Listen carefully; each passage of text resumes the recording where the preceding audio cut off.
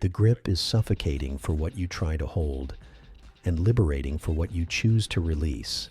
When your heart whispers, "Just let her go," you're not merely acknowledging the end of a relationship. You're offering one of the deepest acts of love. Sometimes the bravest thing you can do is loosen your hands instead of tightening your fist. This moment of release is never small. Many believe that love means never letting go, yet the truth is, clinging too tightly can strangle the very thing you hope to preserve. Real love gives space to breathe. Peace belongs not to those who never lose, but to those who master the art of loving with open hands. Choosing to release is choosing faith over fear, trust over control, love over possession. It isn't abandonment. It's the highest form of honor you can give another soul. The world will urge you to fight harder, chase longer, and plead for her to stay. But desperation can turn you into someone you don't recognize, someone you may come to despise.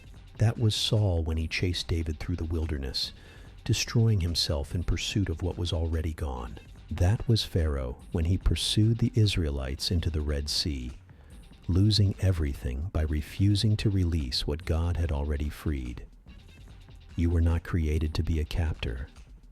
You were created to be a liberator. Holding tighter doesn't prevent loss.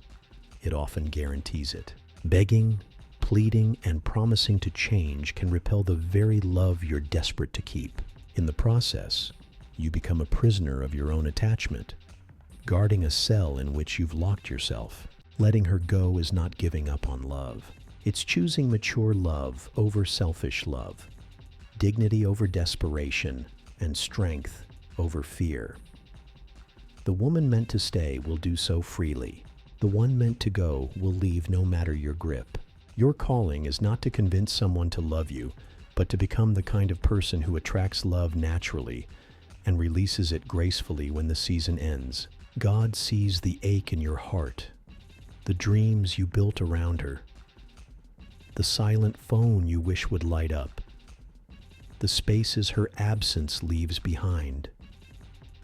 He knows the weight of your longing, but when you release her, you're not only freeing her, you're freeing yourself. You're making room for someone who will choose you without hesitation, opening your hands for what God wants to give, and allowing Him to write the story instead of clinging to a chapter that's already closed.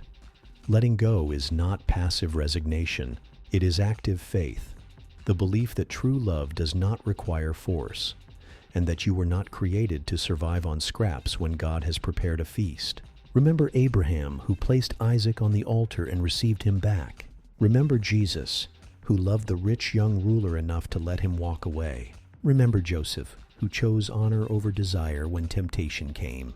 The depth of your love is revealed in your ability to release with grace. Your strength is shown in your willingness to honor someone's freedom, even when it costs you deeply. Look at your hands. Are they clenched in desperation or open in surrender? Are they gripping someone who's pulling away or ready to receive what's coming toward you?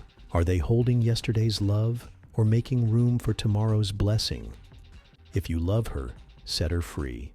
If you trust God, open your hands.